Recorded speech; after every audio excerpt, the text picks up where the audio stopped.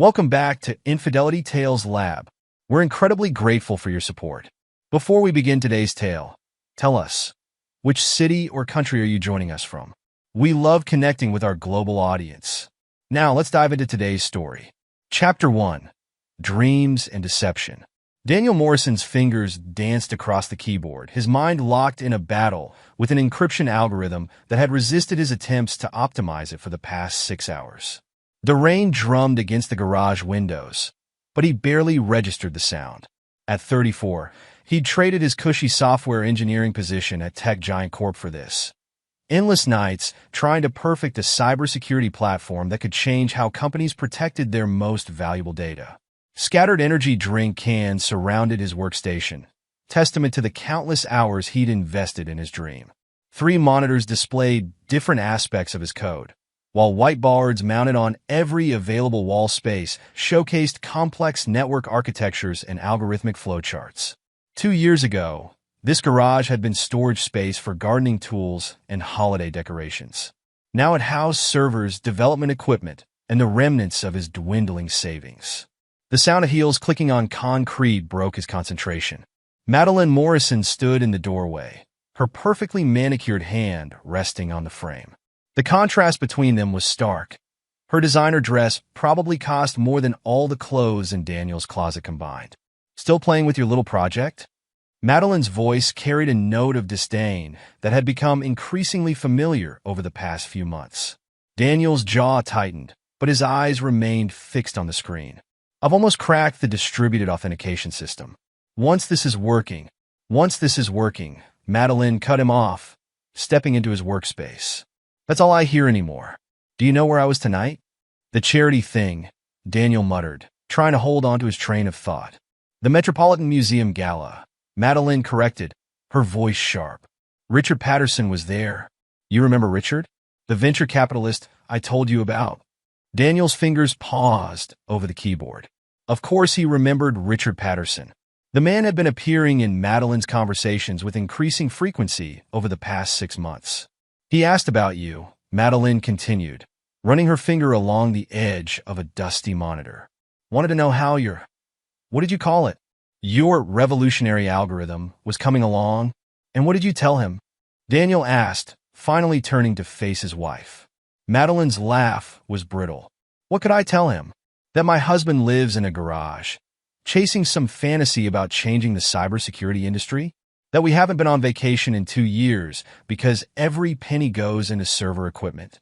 This isn't a fantasy, Daniel said, standing up. The algorithm works. It's already detecting intrusion patterns that existing systems miss completely. Richard says, I don't care what Richard says, Daniel interrupted, his voice hard. He's not a developer. He wouldn't understand the technical implications. No, but he understands business, Madeline shot back. He manages a billion-dollar venture fund. When he looks at a startup, he knows within minutes whether it has potential or not. Daniel stepped closer to her, his height forcing her to tilt her head back to maintain eye contact. And what's his verdict on my startup? Madeline held his gaze, a cruel smile playing at her lips. He laughed, Daniel. Not just a polite chuckle. He actually laughed out loud. Said he sees 100 dreamers like you every month, all convinced they're going to revolutionize something. The words hit harder than Daniel expected. He turned back to his workstation, his shoulders rigid. You used to believe in this, too. I believed in a dream, Madeline said, her voice softening with mock sympathy.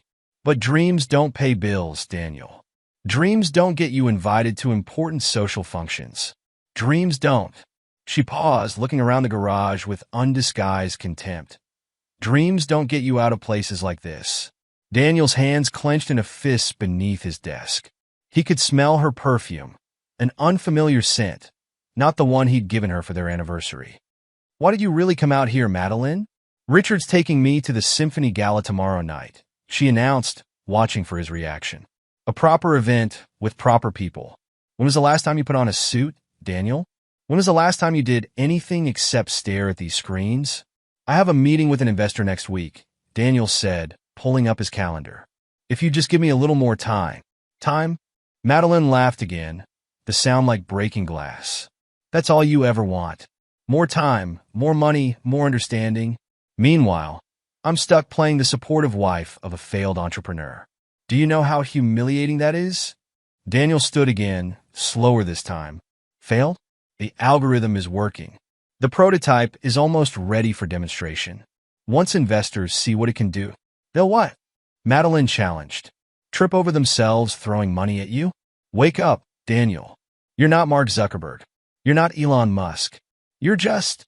She waved her hand dismissively. The silence that followed was heavy with unspoken accusations. Daniel studied his wife's face, noting the subtle changes, the harder set of her jaw, the calculated coldness in her eyes.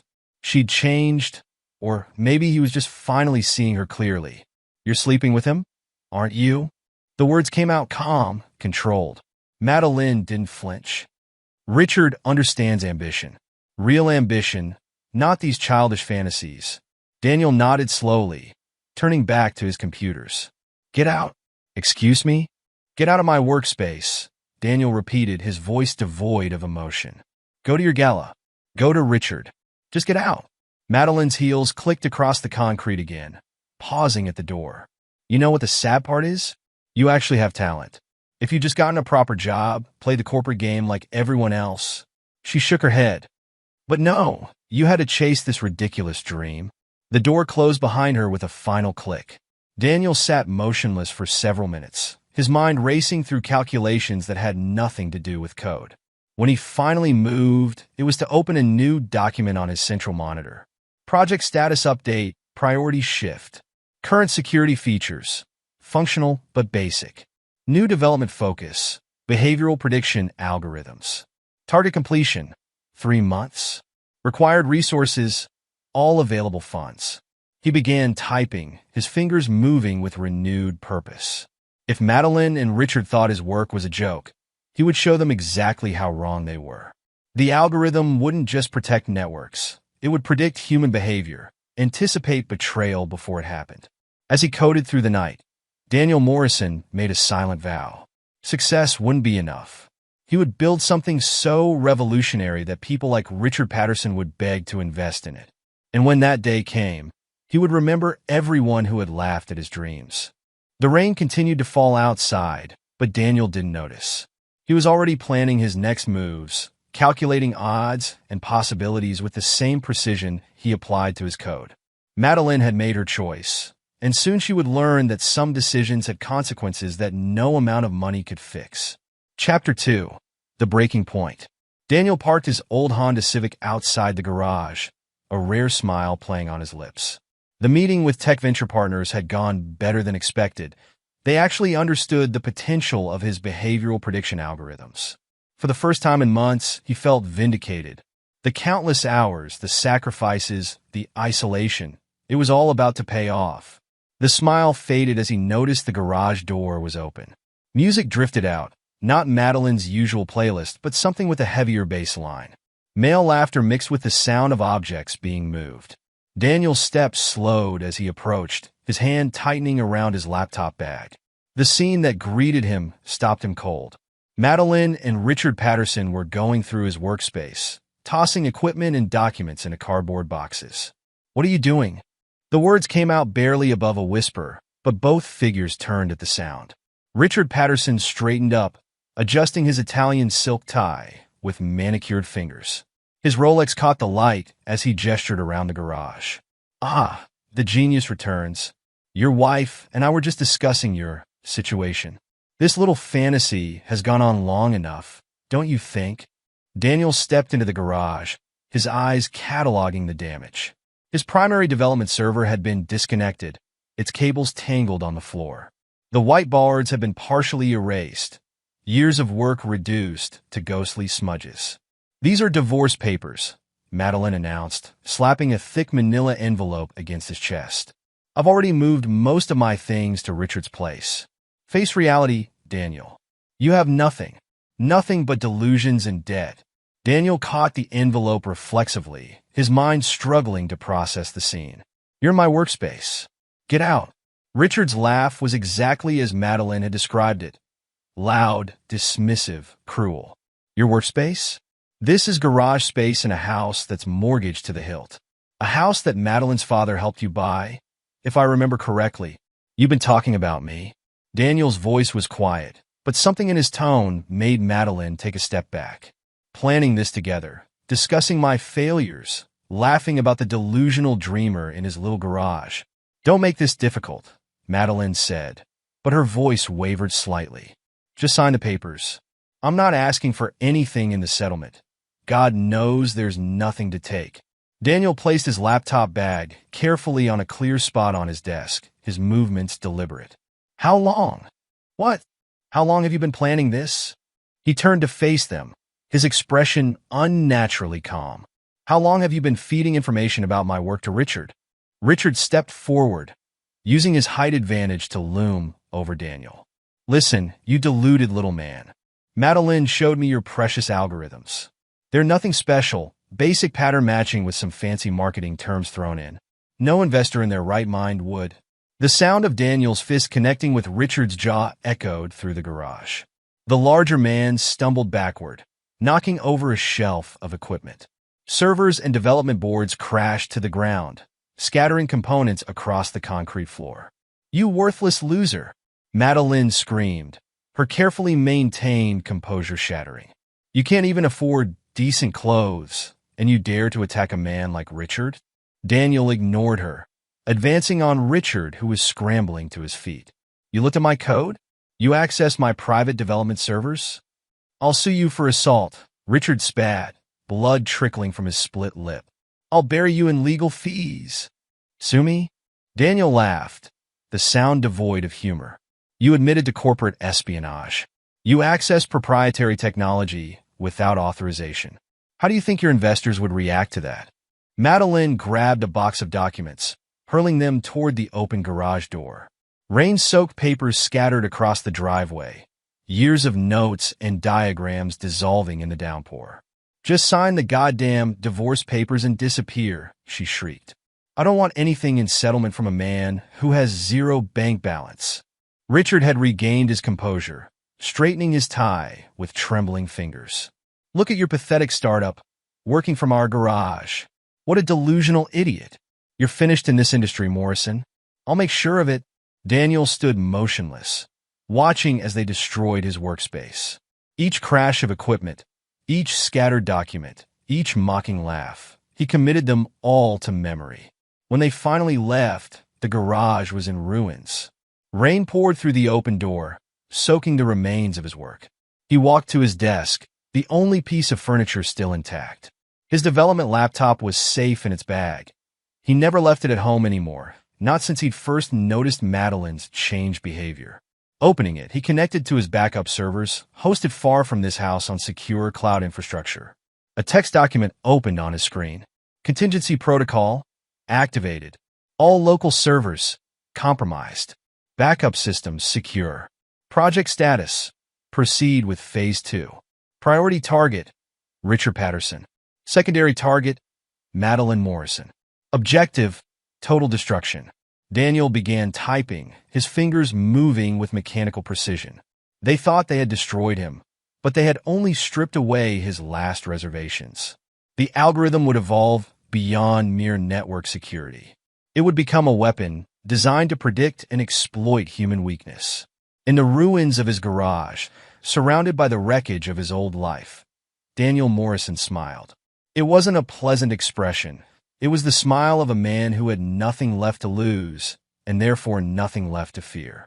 The rain continued to fall, washing away the last traces of the man he used to be. In its place, something harder emerged.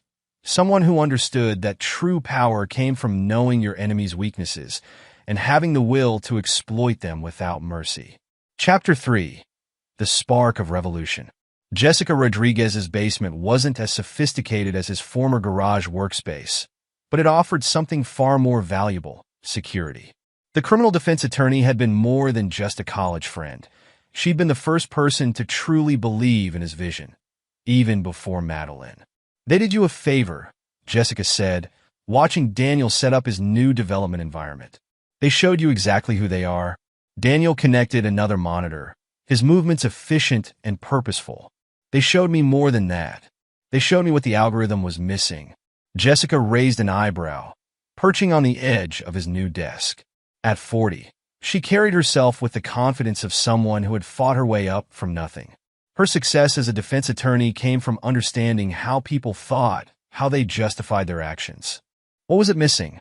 The human element, Daniel replied, pulling up his code repository. I was focused on network patterns, data flows, technical indicators. But the real threat isn't in the technology. It's in the people who use it. Jessica leaned forward, her interest piqued. Explain. Every betrayal leaves a trail, Daniel said, his fingers flying over the keyboard. Changes in behavior, communication patterns, financial transactions. If you can analyze enough data points, you can predict human behavior with the same accuracy as network intrusions. That's ambitious, Jessica said carefully, and potentially very dangerous in the wrong hands. Daniel paused his typing, looking up at her. Like Richard Patterson's hands? He's already tried to access my development servers. He's probably looking for anything he can use or sell, which is exactly why we need to think bigger, Jessica replied, a predatory smile spreading across her face. This isn't just about network security anymore. This is about creating something that can predict and prevent betrayal before it happens. Daniel nodded slowly, his mind racing with possibilities. The algorithm could analyze social media patterns, financial records, communication metadata, all public data, nothing illegal. It could build behavioral profiles, identify potential threats, and protect others from going through what you did, Jessica finished. But you'll need help. Connections. People who understand both the technical and human aspects. I had a promising meeting with tech venture partners before Daniel's voice trailed off. Remembering the day, everything fell apart. Jessica waved her hand dismissively. Forget venture capital for now. You need a different kind of investor, someone who understands revenge. Daniel looked at her sharply. I never said anything about revenge. You didn't have to, Jessica replied, standing up. I've defended enough people to know the look. But here's the thing about revenge. It's best served cold, calculated, and completely legal. She walked to her briefcase, pulling out a business card. Catherine Walsh, former FBI behavioral analyst. She's been looking for exactly this kind of project. Daniel took the card, studying it. Why would an FBI analyst be interested in a startup?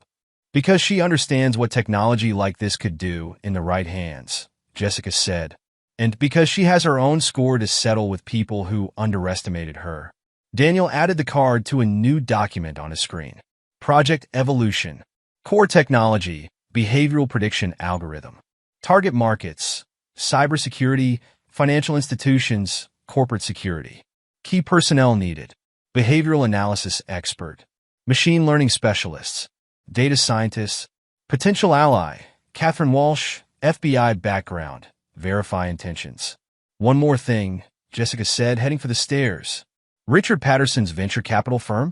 They're under SEC scrutiny for some questionable trading patterns. Might be useful to know. Daniel watched her leave, then turned back to his screens. The betrayal still burned, but it was becoming something else. A cold, focused determination that sharpened his thoughts. He worked through the night, refining his algorithms to incorporate behavioral analysis. At 3 a.m., fueled by energy drinks and purpose, the breakthrough came. He stared at his code, realizing what he'd created. The algorithm didn't just detect network intrusions.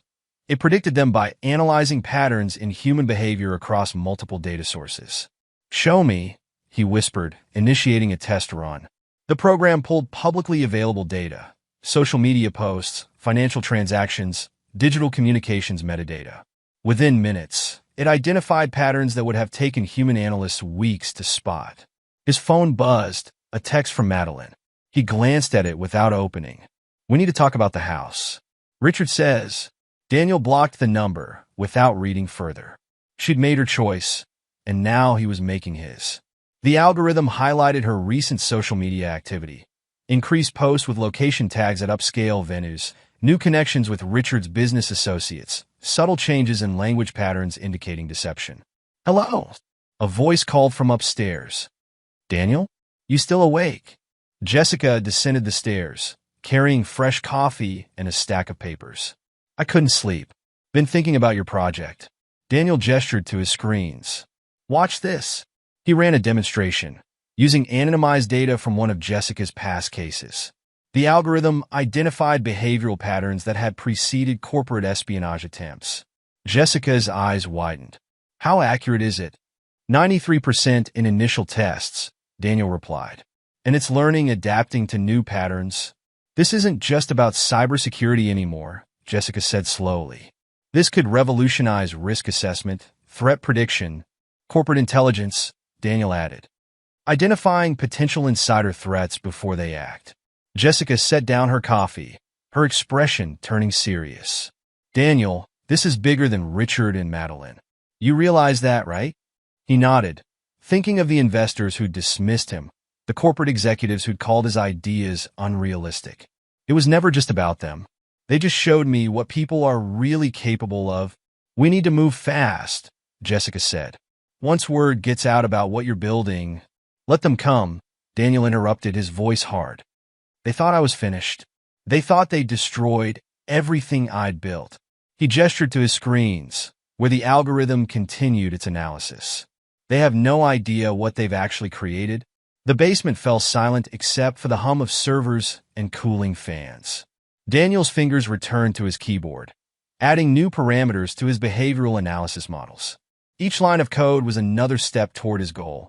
Not just success, but the kind of power that would ensure no one could ever dismiss or betray him again. Jessica watched him work, recognizing the transformation taking place. The Daniel Morrison who'd worked in his garage, hoping for validation from investors and his wife, was gone. In his place was someone harder, someone who understood that true power came from seeing people for what they really were. Get some rest, she said finally. Tomorrow we start building your team. Daniel nodded without looking away from his screens.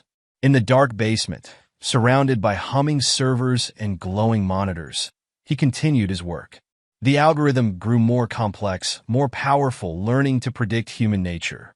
The rain had stopped outside, but Daniel didn't notice.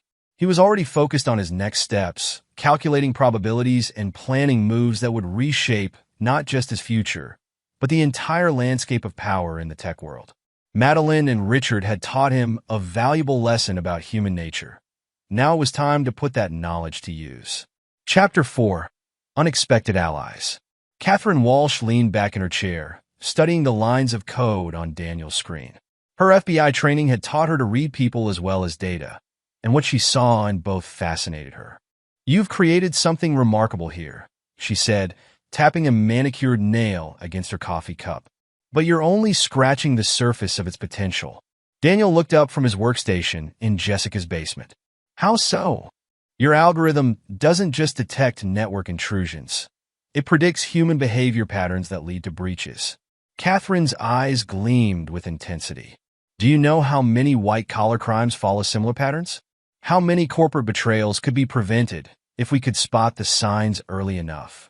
Jessica, who had been quietly observing from the corner, straightened. That's why I connected you too. Catherine doesn't just understand behavioral analysis. She understands what drives people to betray trust. Tell me about Richard Patterson, Catherine said, her tone deliberately casual. Daniel's fingers stopped moving across the keyboard. What about him? I've done my research. His venture capital firm has a pattern of targeting promising startups, gathering their intellectual property during due diligence, then either acquiring them at pennies on the dollar or funding competitors. Catherine pulled out a tablet, scrolling through documents. 3 companies in the last year alone, all founders with similar profiles to yours. You're suggesting he planned this from the start? Daniel's voice carried a dangerous edge. I'm suggesting he saw an opportunity and exploited it. Your wife was just a convenient tool. Catherine set down her tablet. But that's not why I'm here. I'm here because your technology could stop people like him before they destroy more lives. Daniel turned to face her fully. You have personal experience with this. It wasn't a question, but Catherine nodded. 8 years at the FBI, building cases against financial criminals. Then I spotted a pattern in a major hedge fund's trading activity. My superiors told me to drop it. Turned out the fund manager was golf buddies with the deputy director. Her laugh was sharp. I pushed anyway. 2 months later, I was encouraged to pursue other opportunities. And the hedge fund manager? Still making millions, still destroying lives? Catherine stood, pacing the basement. But that's not the interesting part. The interesting part is what happened when I started looking into other cases like mine. I found Maya Patel, brilliant software architect, passed over for promotion 6 times in favor of less qualified men. Andre Thompson developed a revolutionary machine learning algorithm, only to have his mentor steal it and patent it himself. Daniel's expression remained neutral, but his eyes tracked Catherine's movement. You've been building a network. People who've been betrayed, overlooked, underestimated. Catherine stopped pacing, fixing Daniel with an intense stare. People with the skills and motivation to change the game. All they need is the right technology and someone willing to lead them. Jessica cleared her throat. Catherine's not just offering to help, Daniel. She's offering you a team. Daniel turned back to his screens, pulling up his project timeline. A team needs funding, resources, protection from legal challenges. Already handled, Catherine replied, sliding a folder across his desk. My network includes people with deep pockets and deeper grudges against the current system. They're ready to invest privately, no venture capital firms involved. Daniel opened the folder, scanning the documents inside. Names, amounts, terms, all meticulously organized. These investors, they understand what we're building isn't just another security product. They understand exactly what you're building. Catherine's smile was predatory. A system that can predict betrayal before it happens. Technology that can identify and neutralize threats before they materialize. Power to ensure no one can do to others what was done to you. Daniel closed the folder, his decision already made. When can they start? Maya and Andre are waiting upstairs, Catherine replied. 4 more team members arrive tomorrow. Within a week, we'll have a full development squad ready to expand your algorithm's capabilities. And Richard Patterson? Jessica asked quietly. Let him think he won, Daniel said, his voice cold. Let him and Madeline celebrate their victory. Success makes people careless, and careless people leave patterns. Catherine nodded approvingly. My team has already begun background analysis. Financial records, communication patterns, social network connections. Your algorithm will have plenty of data to work with. One condition, Daniel said, standing to face Catherine. Everyone on the team needs to understand this isn't about building a product. This is about creating something that will change the balance of power permanently. Trust me, Catherine replied, extending her hand. Everyone I've selected understands exactly what we're building and why. Daniel shook her hand, sealing the agreement. Within hours, his quiet basement workspace transformed into a hive of activity. Maya Patel arrived with stacks of network architecture diagrams, her quiet demeanor masking a brilliant mind bitter from years of discrimination. Andre Thompson brought advanced machine learning models, eager to prove his stolen research was just the beginning of his capabilities. The team worked with focused intensity, each member driven by their own experiences of betrayal. They became more than colleagues. They became a family forged in shared determination. Late-night coding sessions turned into strategy meetings.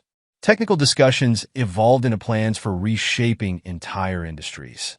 Meanwhile, across town, Madeline's Instagram filled with photos from exclusive events with Richard. Private jets, champagne brunches, designer shopping sprees. Each post a deliberate display of her newfound luxury. She never noticed the pattern analysis algorithms cataloging her activities, building behavioral models that would prove invaluable later. Richard's venture capital firm continued its aggressive strategy, unaware that each move was being recorded and analyzed. His methods, once successful, would soon become the blueprint for his own destruction. In Jessica's basement, now transformed into a sophisticated development center, Daniel worked alongside his team. The algorithm grew more powerful each day, learning to predict human behavior with uncanny accuracy. But more importantly, it learned to identify vulnerabilities, the kind that could bring down empires built on betrayal. Chapter 5. The Turning Point. The attack hit TechCorp without warning. One moment their systems were functioning normally, the next their entire security infrastructure was compromised. Panic spread through their executive ranks as sensitive data began leaking onto the dark web. Their traditional security measures are useless, Maya reported. monitoring the attack's progress from their new offices. They'd moved from Jessica's basement to a secure facility on the outskirts of the city, funded by Catherine's network of investors. They're trying standard containment protocols, but the attackers are 3 steps ahead. Daniel watched the chaos unfold on multiple screens, his expression unreadable. How long until our algorithm finishes its analysis? For minutes, Andre replied from his workstation. It's already identified the attack patterns and is predicting potential next moves. Catherine entered the room, phone pressed to her ear. TechCorp CEO is desperate. Their stock is plummeting, and their board is threatening to remove him if this isn't contained. Perfect timing, Daniel murmured. Maya, prepare the demonstration package. Andre, get the prediction models ready. The team moved with practiced efficiency. Within minutes, they had compiled a comprehensive report showing not only how to stop the current attack, but how to prevent 2 more that were already in preparation stages. Mr. Morrison? Catherine held out her phone. TechCorp CEO would like to speak with you directly. Daniel took the phone, his voice cool and professional. This is Daniel Morrison. Morrison? Listen, we're in crisis mode here. Your team claims you can help. The CEO's voice carried a mix of desperation and skepticism. We've already analyzed the attack patterns and developed countermeasures, Daniel replied. More importantly, we've identified 2 more planned attacks in their preliminary stages. Would you like me to send you the details of all 3? Silence on the line. Then, how? How could you possibly know about future attacks? Our technology doesn't just respond to threats. It predicts them. Daniel nodded to Maya, who began transmitting data to TechCorp's security team. Watch your secure channel. You'll see our analysis arriving now. The CEO's sharp intake of breath was audible as he reviewed the information. This is beyond anything we've seen. The level of detail, the predictive modeling. How soon can you deploy? My team is ready to begin implementation immediately, Daniel said. However, we'll need full access and complete autonomy. Done, the CEO replied without hesitation. Whatever you need, just stop this attack and prevent the others. Daniel ended the call, turning to his team. Phase 1 complete. Maya, deploy the countermeasures. Andre, start monitoring for system adaptation. Catherine, prepare the media strategy. The next 48 hours became a blur of activity. Daniel's team not only stopped the current attack, but systematically dismantled the infrastructure behind the planned future attacks. TechCorp's stock rebounded as news of the successful defense spread through the tech community. Look at this, Jessica said, entering the office with a stack of newspapers. You're on front page of the Wall Street Journal. Unknown security firm saves tech giant. The phone's been ringing nonstop with interview requests. Daniel ignored the papers, focusing on his screens where data from multiple corporations scrolled past. The algorithm was learning, growing more sophisticated with each analysis. Companies that had dismissed his ideas months ago were now desperately trying to contact him. Richard Patterson's firm just tried to schedule a meeting, Catherine announced, a hint of amusement in her voice. They don't realize who owns the company. What did you tell them? Maya asked, looking up from her code. Standard response, we're not accepting new investment inquiries at this time. Catherine's smile was razor sharp, though I did make sure to log the call for future reference. 2 weeks later, the team gathered in their conference room to watch Daniel ring the NASDAQ opening bell. The company's IPO had been oversubscribed 20 times over, pushing the valuation past $2 billion. To the future, Jessica declared, popping champagne as Daniel's image appeared on every financial news network. The team celebrated, but Daniel's mind was already moving to the next phase. Success wasn't the goal.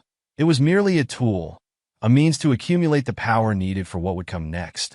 Across town, Madeline's champagne glass slipped from nerveless fingers as she and Richard watched the ceremony. Daniel's face dominated the financial news channels, his story of innovation and perseverance captivating viewers. That's impossible, Richard muttered, recognizing the technology being described. That's the same algorithm he was working on in that garage. The one you said was worthless. Madeline said nothing, her eyes fixed on the screen where Daniel thanked his team and spoke about believing in oneself. He never mentioned her or Richard, But his success was a stark rebuke to their mockery. In his office later that night, Daniel reviewed the data his algorithm had gathered on Richard's firm. Patterns were emerging, weaknesses that could be exploited, vulnerabilities that could be transformed into weapons. The system identified something interesting, Maya reported, bringing up new analytics. Richard's firm has been making increasingly risky investments, trying to maintain their position in the market. They're vulnerable to the right kind of pressure. Daniel nodded, adding the information to his growing strategic framework. The IPO wasn't an endpoint. It was the beginning of a carefully orchestrated campaign. Richard and Madeline had taught him valuable lessons about power and betrayal. Now it was time to show them exactly how well he'd learned those lessons. Chapter 6. Power Moves. Thomas Reeves studied Daniel from across his mahogany desk, his reputation as a corporate raider evident in his predatory gaze. "Do you know why I asked for this meeting, Mr. Morrison?" "You recognize a kindred spirit," Daniel replied, meeting the older man's stare without flinching. Thomas's laugh was genuine.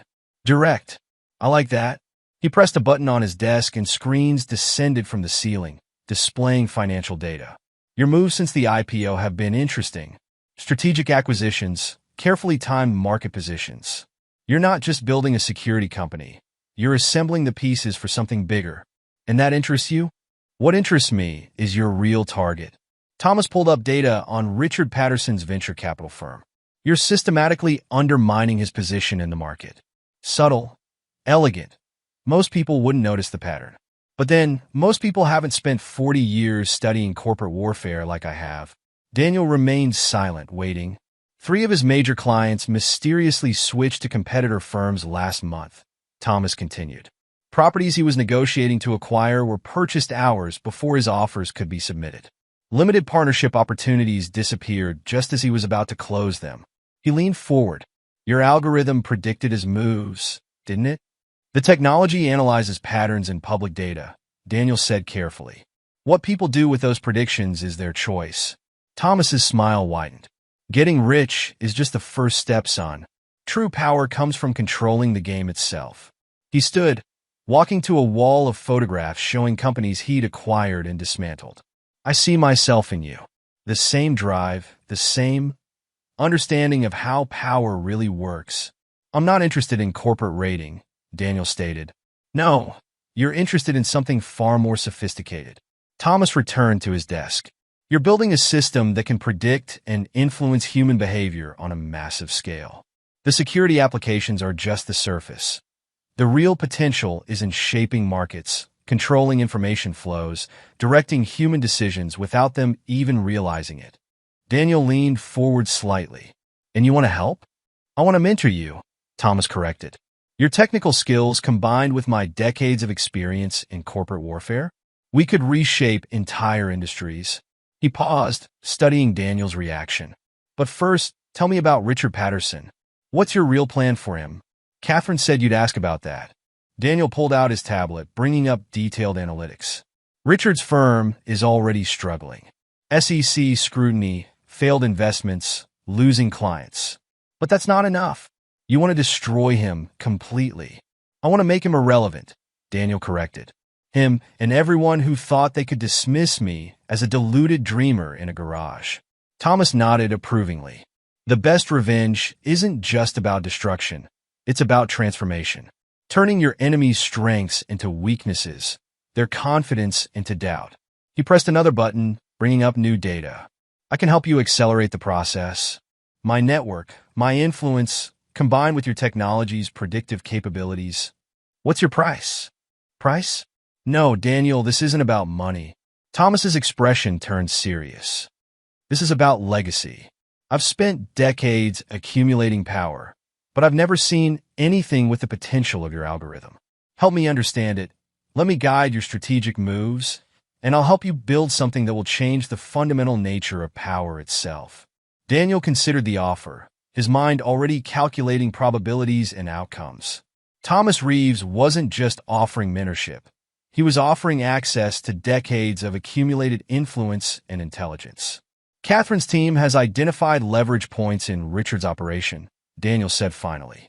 "Vulnerabilities that could be exploited with the right pressure applied at the right time." "Show me," Thomas commanded. The screens filled with data as Daniel outlined his strategy. Richard's firm had a pattern of high-risk investments, often betting heavily on specific market sectors. With the right manipulation of public information and careful timing of market moves, those patterns could be turned into traps. Thomas listened intently, occasionally asking sharp questions that revealed his deep understanding of corporate warfare. As Daniel explained each phase of his plan, the older man's expression grew, increasingly pleased. Brutal but elegant, he declared when Daniel finished. You're not just attacking his business. You're dismantling his entire way of operating. By the time he realizes what's happening, it will be too late to change course. The algorithm predicts he'll try to pivot to safer investments once the losses start mounting, Daniel explained.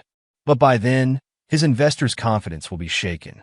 Each attempt to recover will only accelerate his decline. And Madeline? Thomas asked quietly. Daniel's expression hardened. She tied her future to Richard's success. Let her share in his failure. Thomas nodded slowly, understanding the cold calculation behind the statement. You've changed since your garage days, haven't you? They showed me what I needed to become, Daniel replied. Everything since then has just been implementation. The older man stood, extending his hand. Then let's begin your education in real power. Lesson 1. When you're hunting big game, timing is everything. Daniel shook his hand, sealing their alliance. As he left Thomas's office, his phone buzzed with a message from Catherine. Richard's firm had just lost another major client. The pieces were falling into place, each move bringing him closer to his goal. Over the next weeks, Daniel absorbed Thomas's lessons in corporate strategy like a sponge. They met regularly, analyzing market movements and planning strategic acquisitions. Each move was calculated to strengthen Daniel's position while subtly undermining Richard's operations. Your latest acquisition, Thomas mused during one of their sessions, the data analytics firm in Boston. Richard's team spent months doing due diligence on them. And now they're part of our network, Daniel replied, pulling up the acquisition details. Their technology integrates perfectly with our behavioral prediction models. More than that, Thomas said, tapping his desk thoughtfully. You've cut off his access to a key market segment. He can't compete in the AI space without similar capabilities. Catherine entered the office, tablet in hand. Speaking of competition, Richard's firm just lost 2 more limited partnership deals. Apparently, their risk assessment metrics didn't meet investor requirements. Metrics that were revised last month, Thomas noted with a predatory smile. After our discussion with the Investment Standards Committee, Daniel nodded, remembering how Thomas had guided him through that particular move. No direct action against Richard, just a careful adjustment of industry standards that happened to make his firm's investment strategy look increasingly risky. Maya's team has something interesting, Catherine continued, pulling up new data. Richard's trying to arrange emergency financing. He's meeting with potential investors tonight at the Capital Club, the same club that rejected his membership renewal last week. Thomas asked innocently. Unfortunate timing, Daniel replied, his voice neutral, but his eyes cold.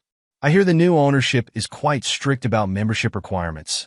The new ownership, of course, was one of Daniel's shell companies, though that information wasn't public. Richard would only discover that detail much later, when it was far too late to matter. Your algorithm predicted this move, Thomas observed. He's behaving exactly as the models suggested he would. Humans follow patterns, Catherine explained. Under pressure, those patterns become more pronounced, more predictable. Daniel stood, walking to the window of his new office suite. Below, San Francisco's financial district bustled with activity. Somewhere out there, Richard Patterson was scrambling to save his crumbling empire, unaware that each desperate move only hastened its collapse. What about the property acquisition he was planning? Daniel asked, still looking out at the city. The one in Palo Alto? Catherine checked her notes. Sold this morning.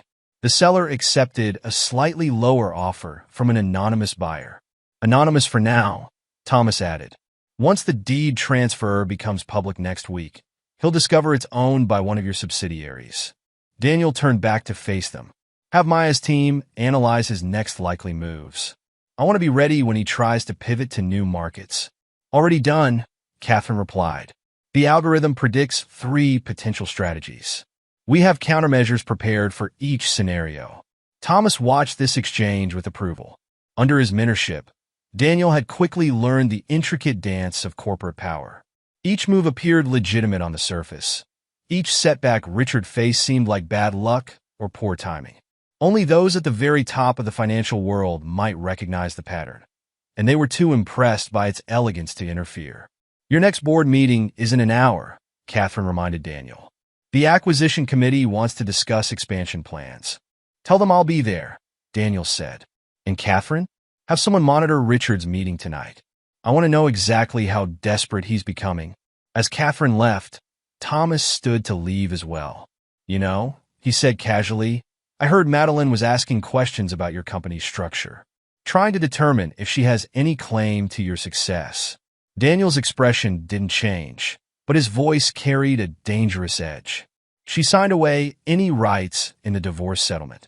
She was quite eager to do so, as I recall. Yes, Thomas agreed. When she thought you had nothing worth claiming. Her choice, her consequences, Daniel stated flatly. The same as Richard's. Thomas nodded approvingly.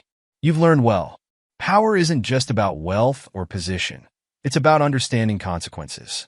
About making others face the results of their choices while keeping your own hands clean. After Thomas left, Daniel returned to his screens. Data flowed across them. Market movements, social media patterns, financial transactions.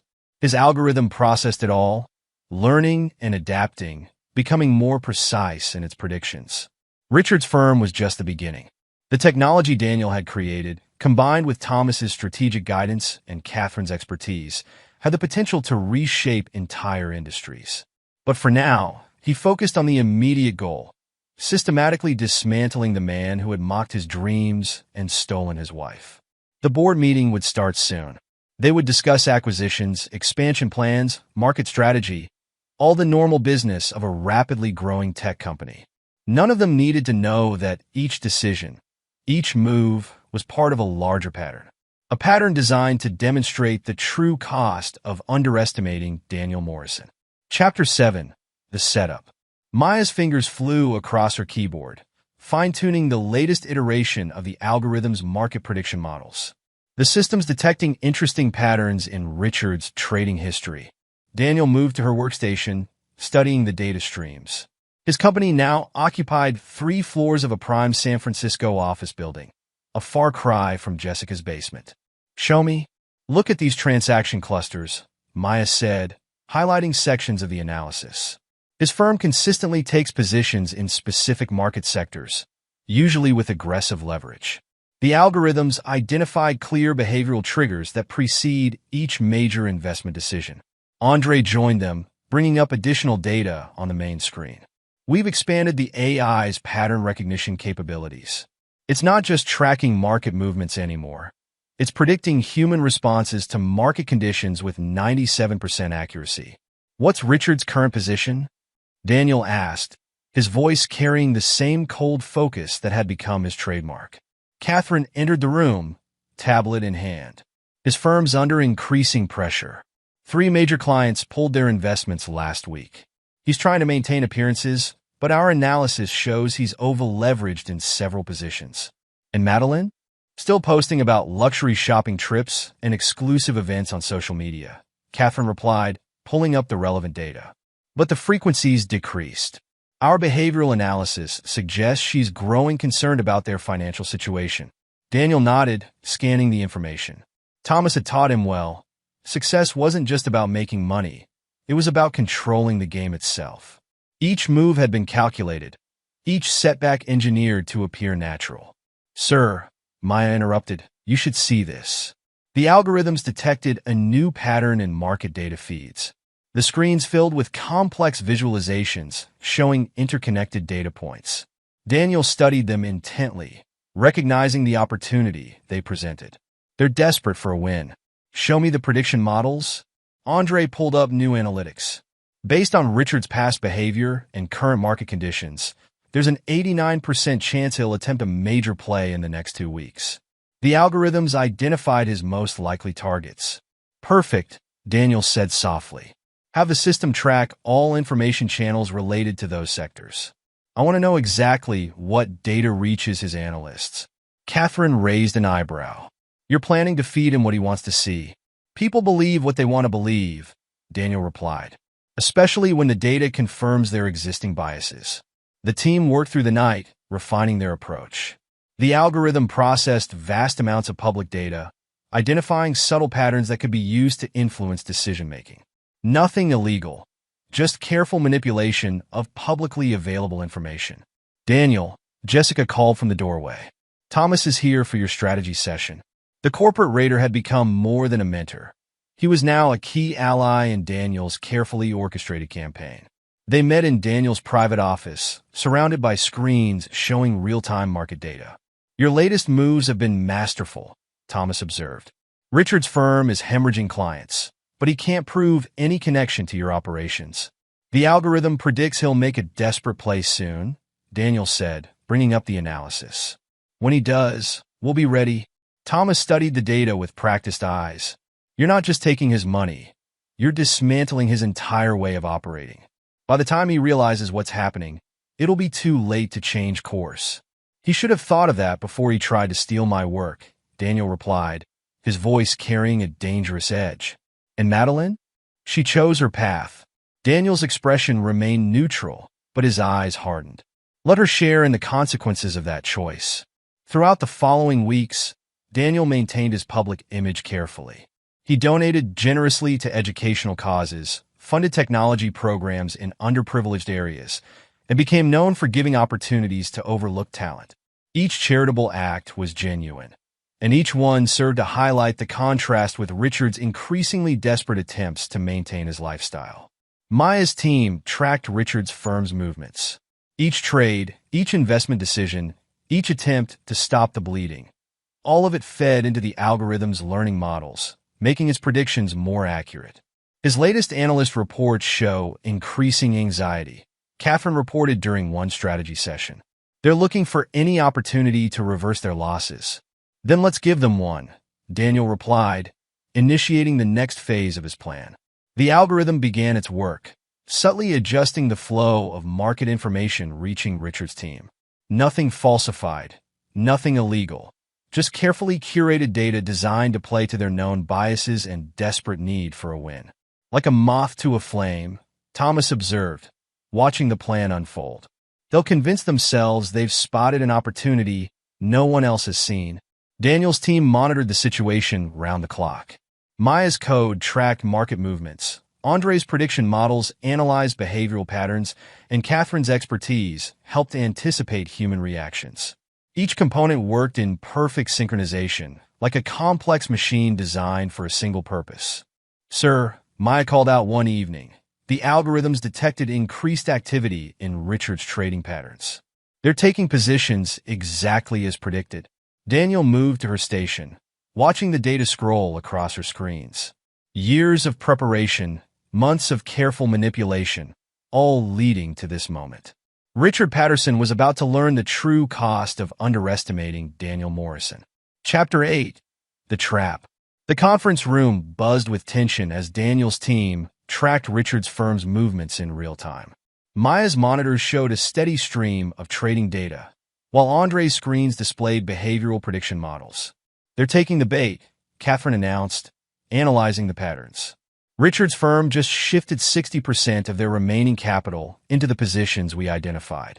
Daniel stood at the head of the table, his expression unreadable. Show me their exposure levels. Andre pulled up detailed analytics. They're leveraged well beyond safe limits. If the market moves as our models predict, when, Daniel corrected coldly. When the market moves, Thomas entered the room, bringing decades of corporate warfare experience to the unfolding operation. Your algorithm's manipulation of public data streams has been flawless. They see exactly what they want to see, a guaranteed opportunity too good to pass up. Catherine's tablet chimed with new alerts. Richard's calling an emergency board meeting. The algorithm predicts he's going to push for an all-in strategy. Of course he is, Thomas said, studying the data. His firm's bleeding out. He needs a big win to restore investor confidence. Daniel moved to the main display, watching as his years of planning reached their culmination. Maya, initiate the final sequence. Andre, prepare the market response models. The team worked with practiced efficiency, each member understanding their role in what was about to unfold. The algorithm processed vast amounts of data, predicting and influencing market movements through completely legal means. Sir, Maya called out, we're detecting increased chatter in financial circles. Other firms are starting to notice Richard's positions. Perfect, Daniel replied. Let them watch. Let them all see what happens when you bet against us. Catherine's voice cut through the tension. Daniel, Madeline's trying to reach you. Third attempt this week. Desperate times, Thomas observed with a predatory smile. She must be feeling the pressure of Richard's declining fortunes. Daniel didn't respond, his attention fixed on the screens where years of planning were about to bear fruit. Richard Patterson had mocked his dreams, tried to steal his work, and thought he could get away with it. Now he would learn the cost of that arrogance. Markets opening in 5 minutes, Andre announced. All systems are primed. The room fell silent as the final seconds ticked down. Daniel's team had orchestrated everything perfectly. The data feeds, the market positions, the behavioral triggers. All legal, all above board, and all designed to exploit the weaknesses in Richard's trading strategy. Here we go, Maya whispered as the markets opened. The first hour brought no obvious changes. Richard's firm maintained their positions, probably congratulating themselves on their foresight. But Daniel's team knew what was coming. Pattern recognition algorithms detecting increased selling pressure in their key sectors, Andre reported. Exactly as predicted, Catherine monitored the behavioral feeds. Richard's analysts are starting to show signs of concern, but he's dismissing their warnings. His ego won't let him admit he might be wrong. The second hour brought the first cracks. Small at first, minor price movements, subtle shifts in market sentiment. Richard's firm could still have pulled back, could have limited their losses. He's doubling down, Maya announced, tracking their trades. Borrowing more capital to maintain their positions. Thomas laughed softly. Pride comes before the fall. He's doing exactly what your algorithm predicted he would. By hour 3, the trap was fully sprung. The markets moved against Richard's positions with increasing momentum. Each attempt to stabilize their losses only made things worse. Sir, Catherine called out, you need to see this. Richard's investors are starting to panic. They're demanding immediate explanations for the firm's strategy. Daniel moved to her station, reading the incoming data. Years of careful planning, months of precise manipulation, all coming together in a symphony of destruction. Maya, show me their total exposure. The numbers appeared on the main screen, telling a story of impending disaster. Richard's firm had bet everything on being right, had leveraged themselves to the breaking point. They're finished, Thomas declared, studying the data. Even if they liquidate everything now, the losses will be catastrophic. Andre's voice cut through the room. Sir, the algorithm's detecting something interesting in their internal communications. Richard's trying to arrange emergency funding, but no one wants to catch a falling knife, Daniel finished. Especially not one that's been so publicly wrong. The rest of the day unfolded like a carefully choreographed performance. Richard's firm tried desperately to stem their losses, but each move only dug them deeper. By closing bell, the damage was beyond repair. Final numbers coming in, Maya reported. Their main fund is down 70%. Most of their investors are demanding immediate withdrawal. Catherine checked her tablet. SEC is already asking questions about their risk management practices. 3 board members have resigned. And Richard? Daniel asked quietly. Calling everyone he knows, trying to arrange bailout funding. Catherine's smile was cold. But your algorithm predicted this.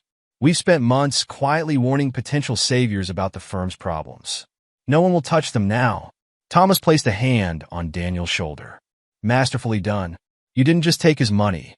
You destroyed his credibility. In this business, that's a death sentence. Daniel nodded, watching the aftermath unfold on his screens. Richard Patterson had thought he could steal someone else's work and get away with it. He had laughed at the idea that a deluded dreamer could pose any threat to him. Maya, maintain surveillance on their operations. I want to know every move they make as they fall apart. Andre, keep the prediction models running. Show me how they'll try to recover. And Madeline? Catherine asked softly. She tied her fortune to his, Daniel replied, his voice devoid of emotion. Let her share in his fall. The team worked late into the night, monitoring the chaos they'd created. Richard's firm was imploding, its reputation in tatters, its future destroyed. And through it all, Daniel Morrison watched with the cold satisfaction of a man who had waited years for this moment. This wasn't just revenge, it was justice, served in technological sophistication. Richard Patterson had thought he was untouchable, had believed his position and wealth made him invulnerable. Now he would learn what Daniel had known all along. In the modern world, true power belonged to those who could control and predict human behavior. And no one did that better than the man they had once dismissed as a worthless dreamer. Chapter 9. The New Order. 1 year to the day after the garage incident, Daniel stood at the podium in San Francisco's most prestigious conference center. The audience, a who's who of tech industry leaders and financial power brokers, hung on his words as he discussed innovation and resilience. The future belongs to those who refuse to accept artificial limitations, he declared, his voice carrying authority earned through battle. Today, I'm announcing the creation of the Morrison Foundation for Innovation and Ethics. The screens behind him displayed the foundation's mission statement, identifying and supporting entrepreneurs who had faced betrayal and discrimination. The irony wasn't lost on those who knew the full story. Our first initiative, Daniel continued, will be the conversion of 555 California Street into a startup incubator. He paused, allowing the significance to sink in. The building had previously housed Richard Patterson's venture capital firm. Jessica, sitting in the front row, smiled at the perfect symmetry of it all. The man who had tried to destroy Daniel's dreams would now unknowingly contribute to fulfilling the dreams of others. Catherine approached the podium as Daniel finished, tablet in hand. Security reports Madeline tried to enter through the VIP entrance. She's been escorted out. Daniel nodded slightly, continuing his conversation with a group of tech CEOs. From the conference center windows, he could see his ex-wife being led away by security, her designer dress a pale imitation of her former sophistication. The foundation's first class of entrepreneurs has been selected, Catherine continued. 20 brilliant innovators, all with stories of betrayal and discrimination. Maya and Andre are designing a specialized mentorship program. The symbolism was perfect, transforming his personal revenge into a force for positive change. Each entrepreneur the foundation supported would be living proof of Richard and Madeline's short-sightedness. Thomas joined them, watching the scene with appreciation. You've created something remarkable here. Not just the technology or the wealth. You've changed the fundamental rules of power. Daniel's team had transformed his algorithm into something far beyond its original scope. It now predicted and influenced human behavior across multiple domains, all through legal analysis of public data. Sir, Maya interrupted, approaching with fresh analytics. The algorithms detected interesting patterns in London's financial sector. Seems Richard's attempting to rebuild his career there. Show me, Daniel commanded, moving to a private room where screens displayed the data. The analysis was clear. Richard had managed to arrange interviews with several firms, trying to trade on what remained of his reputation. But Daniel's foundation had already established partnerships with major business schools, including a case study program focused on ethical business practices. The case study on betrayal and innovation has been particularly popular, Catherine reported with a predatory smile. Required reading in most top MBA programs now. And the firms Richard's approaching? Daniel asked, all staffed by graduates who've studied that case study in detail. Catherine's satisfaction was evident. Even if they don't make the connection explicitly, the lessons about trust and consequences are clear. The conference continued around them, but Daniel's team remained focused on their true work. Maya monitored data streams, Andre refined prediction models, and Catherine coordinated their network of influences. The boutique Madeline's managing, Thomas mentioned casually, interesting location choice. Daniel's lip curled slightly. The building had recently been acquired by one of his investment companies, a fact Madeline would discover only when it became relevant to his plans. The foundation's ethics curriculum launches next semester, Jessica reported, joining them. The response from business schools has been overwhelming. Daniel nodded, satisfaction evident in his bearing.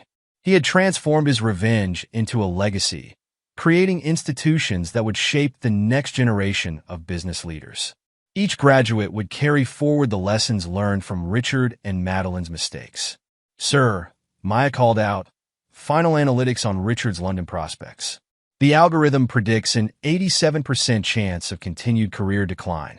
Natural consequences, Daniel replied, his voice carrying no emotion. The market simply recognizing patterns of poor judgment.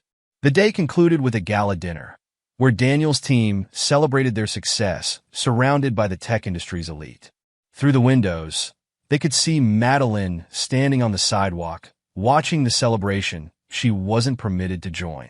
Quite a journey from that garage, Thomas observed, joining Daniel at the window. The garage serves a better purpose now, Daniel replied. The space where he'd once been humiliated had been preserved and converted into a museum celebrating innovation and perseverance. Each visitor would learn about the power of determination and the cost of betrayal. As the evening wound down, Daniel gathered his core team, the people who had stood by him when everyone else had laughed. Jessica, who had offered shelter when he needed it most. Catherine, who had helped him assemble his army of the overlooked and underestimated. Maya and Andre, whose brilliant minds had helped transform his algorithm into something revolutionary. To the future, Jessica proposed, raising her glass. To consequences, Catherine added with a knowing smile. Daniel looked out over the city he now quietly controlled, thinking of the man in the garage he had once been. Richard and Madeline had thought they could dismiss him, had believed their betrayal would go unpunished. Instead, they had created something far more dangerous. A man who understood that true power came from controlling the patterns that governed human behavior. The Foundation's next phase begins tomorrow, Catherine announced, checking her tablet. We've identified 30 more entrepreneurs who've faced similar betrayals. Each one a reminder, Thomas added, of the price of underestimating those they thought they could dismiss. Daniel moved away from the window, addressing his team. Expand the algorithm's reach. I want predictive models for entire market sectors. Show me patterns nobody else can see. Maya nodded, already formulating new code structures. We'll need to enhance the behavioral analysis components. Done, Andre replied. I've been working on advanced pattern recognition modules. Jessica watched the exchange with satisfaction. The small team that had started in her basement had grown into something unprecedented, a force that could reshape industries while maintaining perfect deniability. Richard's last attempt at securing a position in London failed, Catherine reported. The partners were particularly interested in our case study on ethical business practices. And Madeline? Thomas asked, though he already knew the answer. Managing a boutique, Daniel replied, his voice carrying no emotion. In a building that will serve a different purpose once our retail sector initiatives begin. The message was clear to everyone who knew the truth. Success wasn't just about wealth or power. It was about creating systems that ensured justice would always be served, even if it took years to manifest. To the next phase, Daniel proposed, raising his glass. His team joined the toast, each understanding their role in what was to come. They had transformed personal revenge into something larger, a mechanism for reshaping the business world in their image. The garage where Daniel had once been humiliated now stood as a monument, teaching future generations about perseverance and consequences. Richard and Madeline had thought they were destroying a dreamer's delusions. Instead, they had helped create an architect of a new order. Daniel Morrison looked out over his empire, built not just on success, but on the precise calculation of human behavior. He had shown the world that true power didn't come from wealth or position. It came from understanding the patterns that governed human nature and having the will to use that knowledge without mercy. The price of betrayal, as his enemies had learned, wasn't paid in a single moment, but in 1,000 carefully orchestrated defeats. And Daniel?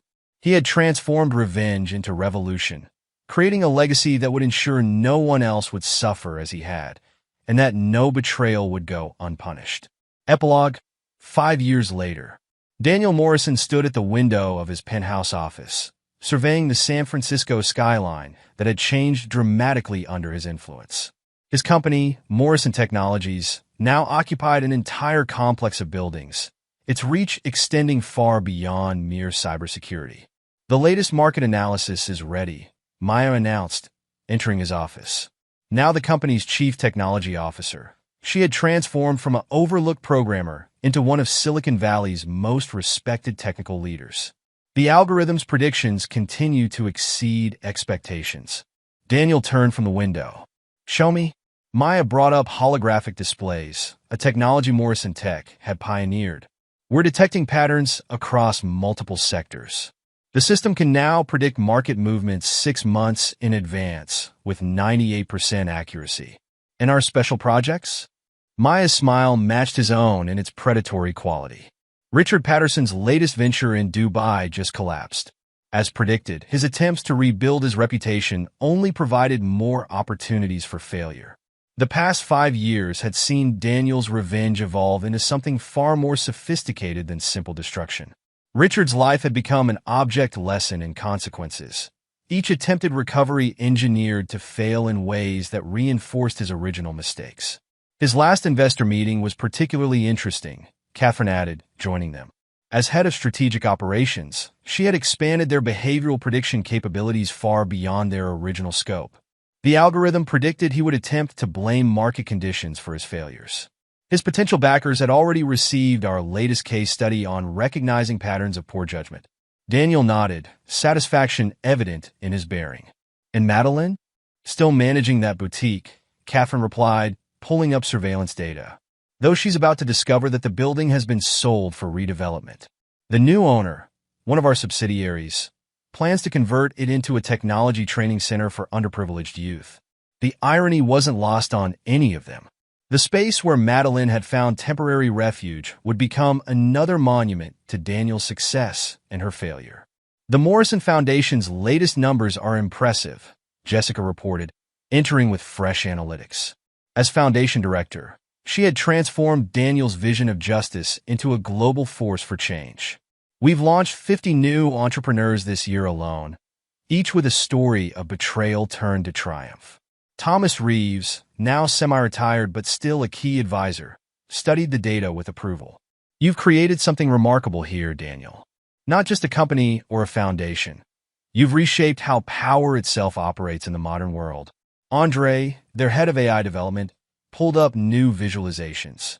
"The algorithm's latest iteration can predict individual career trajectories with unprecedented accuracy. We can identify potential betrayals before they happen." Speaking of predictions, Catherine interjected, "Richard's attempting to secure a teaching position at a business school in Singapore." Daniel's expression remained neutral, but his eyes glinted.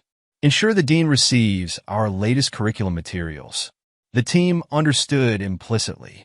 Richard's application would fail, but in a way that appeared entirely natural, just another consequence of his past choices. "The Garage Museum had record attendance this quarter," Jessica added. "The exhibit on innovation through adversity has become a mandatory stop for tech industry tours." Daniel moved to his desk, activating more holographic displays.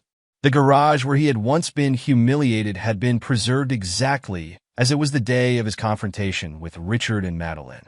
But now it served as the centerpiece of a larger narrative about perseverance and justice. "Show me the foundation's next candidates," he commanded. Maya brought up profiles of entrepreneurs who had faced betrayal and discrimination. Each one had been carefully selected not just for their potential, but for how their stories would contribute to the larger pattern Daniel was creating. "An interesting case in Boston," Catherine noted, highlighting one profile. "Brilliant researcher, work stolen by her supervisor. Reminds me of Andre's situation." "Perfect," Daniel replied. "Make sure she receives an invitation to our next innovation symposium." The symposium had become legendary in tech circles, an event where overlooked talent was given opportunities to connect with powerful allies. What few realized was how carefully each interaction was orchestrated by Daniel's algorithm. "Thomas," Daniel called out, "update me on our market positions." The older man brought up financial data showing Morrison Technologies' dominance across multiple sectors. Your control extends far beyond what's publicly known. Through shell companies and strategic investments, you effectively direct 30% of Silicon Valley's major decisions. In Richard's old firm, the building has been completely transformed, Jessica answered. The Morrison Foundation Startup Incubator has launched 20 successful companies from that space. Each founder has a story remarkably similar to yours. Daniel allowed himself a small smile. The symmetry was perfect. Where Richard had once destroyed dreams, new innovators now built their futures. Maya, show me the personal tracking data. New displays appeared, showing detailed analytics of both Richard and Madeline's lives. Not through illegal surveillance, but through the algorithm's analysis of public data patterns. Richard's financial situation continues to deteriorate, Maya reported. His attempts to secure investment in Dubai failed spectacularly. The algorithm predicts he'll try to write a memoir next, a desperate attempt to reframe his failures as learning experiences. Ensure publishers receive our comprehensive case study on failed leadership, Daniel instructed, particularly the chapter on recognizing self-deception in business narratives. Catherine made notes, already anticipating how they would ensure Richard's story reached the right people at the right time, all while maintaining perfect deniability. Madeline attempted to contact the foundation again, Jessica mentioned. She's presenting herself as a potential mentor for female entrepreneurs. Daniel's laugh held no humor. Direct her application to our ethics committee. Let them explain why her documented history makes her unsuitable for mentorship roles. The team appreciated the elegance of it all. Each rejection, each setback their targets faced appeared completely natural. The predictable consequences of past choices rather than orchestrated revenge. The algorithm's predicting some interesting market movements next quarter, Andre noted, bringing up new projections. Several sectors where Richards tried to rebuild show particular vulnerability. Ensure our position takes advantage of those predictions, Daniel commanded, and make sure the analysis reaches appropriate investment circles. Thomas nodded approvingly. The beauty of it is how natural it all appears. Richard's failures seem to be entirely his own doing, which in a way they are. The algorithm merely predicts and slightly nudges events toward their most probable outcome. The Foundation's next project should interest you, Jessica said, pulling up new plans. We're establishing a research center focused on ethical technology development. The location? The building where Richard first attempted to steal your work. Daniel studied the plans with satisfaction. Each move in his grand strategy served multiple purposes, advancing his business interests while ensuring his enemies faced constant reminders of their mistakes. Update me on the algorithm's development, he requested. Maya and Andre shared a look before bringing up new technical specifications. We've expanded its predictive capabilities beyond market behavior, Maya explained. It can now identify potential betrayals in any organizational structure, allowing preemptive action. Several major corporations have already implemented our loyalty analysis tools, Andre added. They don't realize the full scope of what they're using, of course. Catherine brought up surveillance feeds showing the boutique where Madeline worked. The redevelopment notice goes out next week. The algorithm predicts she'll attempt to leverage old social connections to find a new position. Those connections no longer exist, Daniel stated flatly. Ensure our social pattern analysis reaches potential employers. The team understood. Madeline would discover that her past choices had consequences far beyond her failed marriage. Each attempt to rebuild her life would run into carefully constructed barriers, all appearing to be natural results of her own actions. The museum's new wing opens next month, Jessica reported. The exhibit on digital ethics and innovation features a detailed exploration of how betrayal in the tech industry often leads to long-term failure. Richard's career serves as an anonymous case study, Thomas added with a predatory smile. His pattern of behaviors, decisions, and their inevitable consequences, all presented as an objective analysis of poor business judgment. Daniel moved back to the window, surveying his domain. In 5 years, he had transformed personal revenge into a systematic reformation of how power operated in the business world. His algorithm didn't just predict behavior. It shaped it, creating patterns that ensured justice would always be served. Maya, initiate the next phase, he commanded. I want the system's influence expanded to new sectors. Already in progress, she replied. The algorithm's learning capabilities have evolved beyond our initial projections. It now recognizes patterns we never programmed it to detect. Catherine checked her tablet. Richard's latest loan application was denied. The algorithm predicted this would trigger another attempt to contact his old network. A network that no longer exists, Thomas observed. It's remarkable how quickly people distance themselves from patterns of failure. Jessica brought up news feeds showing the Foundation's latest successes. Your story has become legend in tech circles. The Garage Museum hosts daily tours, each visitor learning about the price of underestimating driven individuals. Daniel nodded, satisfaction evident in his bearing. Show me the next generation. Displays filled with profiles of promising innovators, each chosen by the algorithm for their potential and their experiences with betrayal. The Morrison Foundation would provide them opportunities, while the system ensured those who had wronged them faced natural consequences. We've identified a pattern in failed executives' attempts to rebuild their careers, Andre reported. The algorithm now predicts their likely moves with 99% accuracy. Like a chess game where we can see 20 moves ahead, Thomas added. While they still think they're playing checkers. The team worked late into the night, each member understanding their role in maintaining and expanding Daniel's vision. They had transformed revenge into revolution, creating systems that ensured justice would be served not through direct action, but through the inevitable consequences of choices.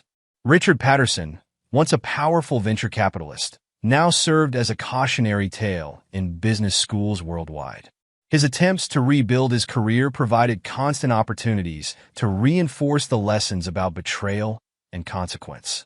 Madeline, who had once mocked Daniel's dreams, found herself trapped in an existence that was comfortable enough to be endurable, but far below her previous status. Each attempt to reclaim her former life met with polite but firm rejection. And Daniel? He had transcended mere revenge, creating something far more powerful. His algorithm didn't just predict the future, it shaped it, ensuring that patterns of betrayal would always lead to patterns of justice. The garage where his enemies had once humiliated him now stood as a monument, teaching future generations that true power came not from wealth or position, but from understanding and controlling the patterns that governed human behavior. 5 years had transformed a personal vendetta into a revolution in how power operated in the modern world. And somewhere in London, Singapore, and Dubai, those who had thought they could destroy Daniel Morrison's dreams were learning that their own dreams would forever remain just out of reach, not through any direct action, but through the natural consequences of their own choices. And there you have it. Another story comes to an end. What did you think? I'd love to hear your thoughts in the comments below. If you enjoy this story, consider joining our community by subscribing. It means the world to us. For more stories like this one, check out the recommended videos on screen. And I'll see you there.